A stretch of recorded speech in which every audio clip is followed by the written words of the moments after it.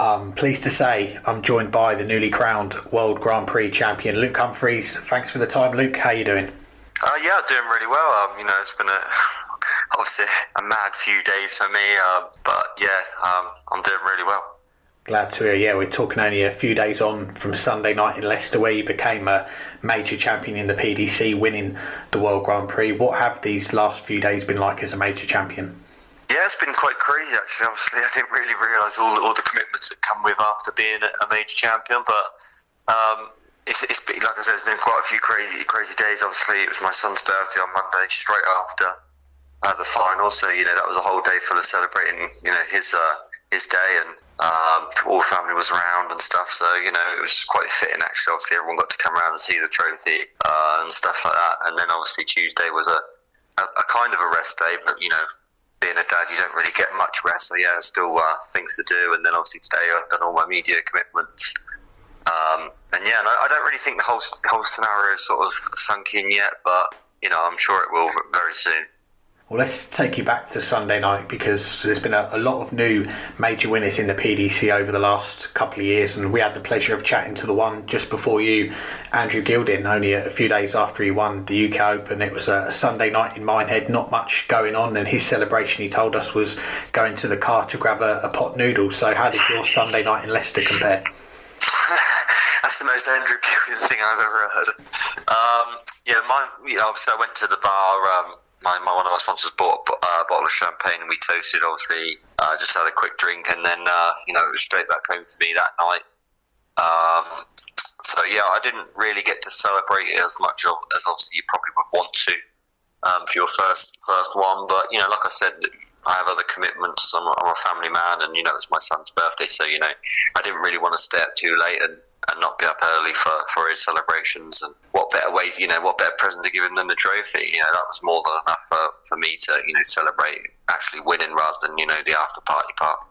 Definitely. Well, we'll come back to this past week later, but let's rewind to when we last had you on. It was just before the World Championships, and although it ended in the last 16 for you, 2022 was still a hugely impressive season, winning all those Euro Tours, getting to number 5 in the world. So how did you reflect on the year once you got home from Ali Pali?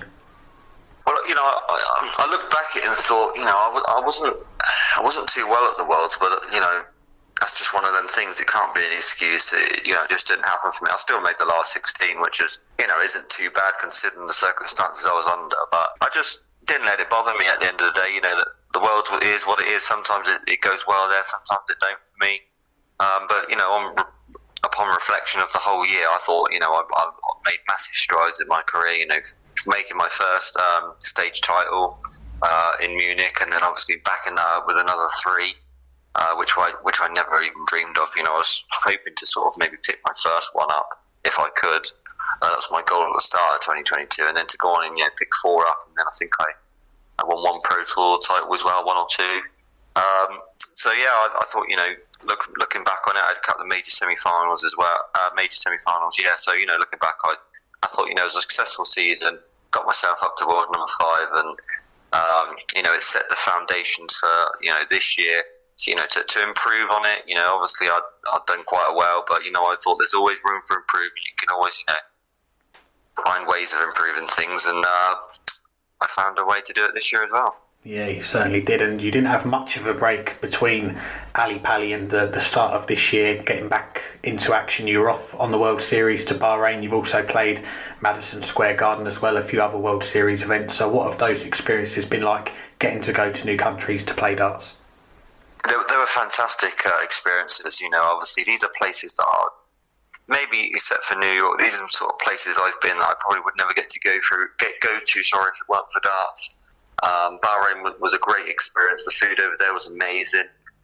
It's just small things like that, different cultures that you get to learn about and experience, and all the people over there were so friendly, and it was just nice to visit a country that I probably would never have visited if it weren't for that. So and obviously going to New York, which as you could see on my social media, I did some incredibly great things. Going to see the New York Jets, that was some experience, and of course the helicopter ride with Dimitri was breathtaking. Something I'd love to do again one day. And these are all experiences that I'm very lucky to get to do, and I think it might give me a little bit more hunger, I think, because when you get these experiences and you get to enjoy them, you want to keep doing it. I wanted to, in my mind, I want to be back and doing it all again next year. So maybe that was that little bit of taste of high life, should you say, that makes you want it more, and it helps you to put your head down and think, right, go on and win some things now, and that you'll be picked for it again the year after. Yeah, you got that first taste of the World Series, and you've made it no secret as well that you want to be involved in the Premier League as well. And a lot of fans, they had you in their predicted lineups for this year's one. Before the lineup was announced, how are you feeling about your chances of being involved this year? I was probably more confident before the Masters. I felt more confident that I would have been in. At the Worlds, I probably would have been in. I probably would have been picked. If it had been picked like it usually is after the Worlds. But as soon as Chris won, I knew there was a small chance that they could, I could be the one that has to miss out. Maybe looking back, maybe it was the right decision. I was gutted that I wasn't in it, but looking back and looking on back what's happened this year, maybe it was the right decision. I could have played in it and not played well, and it could have hampered my progress. And as I had just had a newborn son, I would have spent a lot less time with him and stuff like that. So the way this year has gone, like I said, maybe it was a blessing in disguise that I didn't get picked, and maybe the PDC got it right. Maybe they looked at it the way that I'm looking at it now and thought, let's just let him enjoy a year with his son and put someone more, maybe a bit more experience in, like Chris has, maybe picking up a TV title. And like Matt said to me when he rang me up to tell me I wasn't in it, he said, just go and prove us wrong, and we know the talent you got. Just go out there and prove us wrong. And I've kind of done that in a good way. I think he'll probably look at it and think, you have proved us wrong. But I don't think it was the wrong decision. I think it probably was the right one in the end. So yeah, that's just the way sometimes it works. Well, you've certainly proved yourself again this year on the Euro Tour. 6 finals in 10 appearances, winning one of those finals. You had that 9 data as well in one of the finals, semi-finals of the World Match Play, and we come on to last week, the World Grand Prix. Did you sense that a run like this was on the cards, or did it feel like any other major going into it that you did have a good chance anyway? Yeah, I always think I've got a chance of winning anything I play, especially major tournaments at the moment. The difference is the World Grand Prix, it's not really one of them tournaments that you'd go in thinking, I've got a really good chance in, because it's double in. It's a leveler. If you just can't get in, regardless of how good you are, it's just going to hamper your chances of winning. And it's quite ironic how over the years, doubles have kind of been my Achilles heel for me, to progress further in my career. And then, in that tournament, I think I was 50 or 51% getting in, doubling in. So, it just shows how much I've progressed and how much I've, tried to improve parts of my game, and that was obviously a part of my game that needed to improve. Everyone knows I'm a heavy scorer, I'm a good scorer, big 140, 180 hitter, but it was the doubles that would most likely let me down most of the time, and now I've just proved to myself that I've put both together, and when I do, look what happened, I've won a major title. Yeah, we saw that last week, and looking at the run, started off with that win against Darryl Gurney on Tuesday night. Then you get past Luke Woodhouse in a closer game than the scoreline suggests, 3-0. All those sets go into a last leg. But I want to touch on the Friday night, the quarterfinals, where you said afterwards it was one of the best wins of your career. 2-0 down in sets to Peter Wright. You survived those match starts. To go out 3-1, you win it 3-2, and we saw from the celebrations after how much it meant to you. So did that win in particular give you that extra bit of belief that it could be your week? A little bit, but I still stand by that. Even with that great final performance I put in the World Grand Prix, I still stand there and say that that game against Peter Wright was one of the best games I've ever played, because it allowed me to go on and win the title. That game was even more important now. I said it in a couple of my interviews. I said, that could be one of the massivest games ever for me, because if I go on and win the title, then I'll just really turn everything around for myself. It could have easily lost that 3-0 and we wouldn't even be talking on the phone now. But, that showed that bit of grit and determination that you need to win these major titles. It's not always going to go your own way. It's not always going to go the way you want it to. And that game with Peter was some game, maybe game of the tournament almost. And, I showed great resilience to come back, and it's won me this massive major title that I've always been craving. So looking back, obviously I still think that was the biggest game of my career that I've ever produced. And we saw as well the mutual respect between you and Peter as well. Peter, he often mentions your name now, talking about the best players. What did he say to you on stage after? Was it well done, now go on and win it? He said exactly that. I really do get on well with Peter. He's a really, really nice guy. He has sort of not mentored me, but he's like, he always gives me a little bit of advice here and there, and he's always like, telling me things I do wrong. Maybe I should improve on this and change this. And he has sort of helped me in parts of my game that he probably wish he hadn't now. I'm joking, but he has been a great help for me. He's a really, really top guy, and I think the way he took defeat was he showed great respect. I think he realised that I pulled off a great escape there against him. Played some great darts, and I think obviously when he hugged me, he said, tapped me on the shoulder, said, no, you go on and win this now. This is going to be your first major, and I did. Yeah, it's a good prediction there from Peter, and there's less drama in the semi-finals. You get past Joe Cullen 4-0, you're through to your second major final. And I remember when we spoke to you on the show after your first major final, the UK Open, you said that you had 14 minutes after beating Michael van Gerwen to prepare for the final. Fast forward to this one, you've got a whole 24 hours between games. So how different was it having all that time to prepare and also think about the magnitude of the occasion as well? Yeah, that was a very quick turnaround. It was something that, obviously, because I'd not made any sort of big finals like before in my career, you don't realise that you don't have much time in between, massive games. So yeah, that was quite a strange experience for me at the time.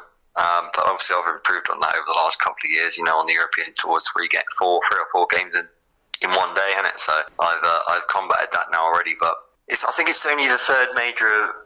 I think it is, the third major of the whole calendar that the final was played on just one day. There's a lot of majors that we have: quarter-final, semi-final, final, semi-final, final. It's only the match play and the Grand Prix that the final was just on one day. So I had a good chance to rest up and try and get some energy back in me for a big day, and it obviously definitely helped me. I performed well, played well, and I didn't really think about the occasion too much, because if you do, I think that sometimes you can let that get the best of you. I just knew that if I turned up and played like I did, I knew that I could win. Yeah, and it was a special performance in the final. 93 average with the double start, the 170 finish, 8 180s, and of course the 138 finish to win it. Firstly, has Keith Deller been in touch yet about your preferred route for the 138? He actually did message me. He said, it's always great hitting a 138 to win a title, isn't it, mate? I just had a laugh. But then his will always be better than mine, because his was to beat one of the greatest players ever and win a world title. But I'll take a close second for that finish. It was an important finish. If I miss that and Gussie takes out the 24, then 4-3, we go off to the break, and he probably feels like he's well in the game then. So yeah, I thought it was a very important and massive finish from myself there, and that was another point of the whole weekend that I was very proud of myself for doing. And as fans watching, we always enjoy seeing players win their first major titles, the emotion on stage, celebrating with the family as well. For us who probably won't get to experience that, just describe what those moments were like. Yeah, they're raw moments. These ain't things that are pre-planned. These are things that just happen in the moment. And I think that's why the PDC are sort of showing it a lot more, showing these moments that happen behind the scenes and stuff like that, because I think the fans like to see what happens, how we feel when we win. Does it mean a lot to us all? Does people sit back and not really care when they win? I think you're starting to see the people that really care about winning, and like I did embrace with my dad when I won, because it means a lot to not just me but to him as well. He's been on this journey with me for forever. So yeah, it was nice to embrace, and I think a few people have done that before. I think Joe did it with his dad when he won the Masters. He has the same bond as, I guess, with his dad as I do with mine. It's just you just want to go and see your dad straight away, and that's why you see these natural reactions from us. Like they're very raw. Sometimes I don't really celebrate as much, but I had to there. It was too much of an incredible moment for me. No, we can't blame him. You mentioned your dad there. You dedicated the title to him. You said that the trophy's going to be going on his mantelpiece as well. Is it there now, or are you going to enjoy the trophy for a little bit longer first? It's going to go with him. Obviously, I've got to give it back soon to get it engraved and stuff, which is going to be great for me to have my name on that trophy. And then it will be straight to him until obviously I have to give it back maybe next year sometime. But yeah, I stay true to my word. He will be the one that has it because he deserves it more than anybody. So, and although to be fair, it's quite a heavy trophy, so you might have to reinforce that mantelpiece. Yeah, and there could be more trophies coming, and it's a quick turnaround for you. Obviously, you've got the Euro Tour coming up this weekend. You mentioned it was your son's birthday on Monday. It's been a busy few days, but have you had a chance to watch the final or any of the games back? Because we know you've said to us before that sometimes you like to watch your games back as well. Over the last sort of maybe 12 months, I probably haven't watched any games back, to be honest. I don't really get the time to. I think you play too many games to be able to watch any back. But I probably will watch the final back. I actually haven't seen the final back yet. It's been so busy that I haven't really had a chance to do it. I've obviously seen the 138 about 100 times. Probably replayed that 100 times. But yeah, I haven't watched it back, but I definitely will. Obviously I've forgotten a lot of what's happened through the game and what happened. Obviously I remember the 170 and I remember, it's the 138, but in between it's kind of a blur. I think when you're in the zone, you don't really remember all the things that are going on and what's happening. So yeah, I'll probably sit down with my girlfriend and we'll watch that back and enjoy it, relive the moment again. Very nice. Well, two more before we let you go, and this is really looking at the journey that you've been on to get to a major title. And we look at your career. You've won development tours, the World Youth Players Championships, Euro Tours, now a major. On paper, it looks like the blueprint to success in the PDC, but we know it's not been a constant upward curve. And I remember the first time we spoke with you quite a few years ago, and you played on the development tour 2011, 2012. The results didn't go your way. You stopped playing for 18 months, and we joked off there about it was one of your friends' Super League teams that got you back playing on this comeback. So coming through that must make this win extra special as well. Yeah, and I've done it on the route from the bottom. I won my first development tour first, then I won my challenge tour, then I won the next challenge tour, and then I went to World Youth Champion, then I won a Pro Tour, then I won a Euro Tour, and now I've won a major. Obviously there's one thing left for me, and that is a world title. I could win 20 major titles, but if you end your career without that world title, it will never feel as sweet as it would if you didn't. So for me, obviously, like yourself, started from the bottom, worked my way up to it, winning pretty much everything that the PCs had to offer. There's just one thing left for me. I'm not saying I'm going to retire when I do it. I'm just saying that's the one thing for me that is missing from my CV. Of course, it's not missing because I haven't played in that many of them. But, I've got maybe 20 years to go on and win one. And, if I can play like I know I can and keep progressing like I have been, I'm sure that my opportunity will come. So yeah, that's what's left for me from like you say, starting from the bottom to where I am now, world number 4. I've got every chance of really reliving my dreams, and that's obviously being world number 1 and world champion. So we'll see what can happen over the next few years. Definitely. And just lastly, before we let you go, you've also been open as well about your battle with anxiety and how you considered quitting darts because of it. So for any of our listeners who might be going through the same thing or similar, I'm sure seeing your victory on Sunday, that's going to inspire them on what they can achieve. So what would be your message to anyone who is struggling with anything like that? Well, I hope, hopefully you're right, a little bit of inspiration towards, people that have seen my journey, that know me from the start and seen, the struggles I went through, contemplating giving that up because, that was really, really, really a point in my life where I was ready to do it. But I had the right support around me, and as long as you got the right support, it can really help you and stop you making rash decisions. The only thing I'd say is don't give up on your dreams, don't give up on, life as a whole. Because there's so many good things that you can do out there. Luckily for me, my dream was always playing darts, and I still get to do it. So that helped me combat it. But you just have to find something in your life that you really enjoy, you really love doing, and that will make you more happy than anything. Spending time with your family is for me is the best cure for any sort of thing for anxiety and stuff like that. Can't argue with that, Luke. It's always a pleasure to get you on the show. Congratulations on winning that first major title, and wish you all the best for the rest of the year as well. Thank you very much, mate. Thank you.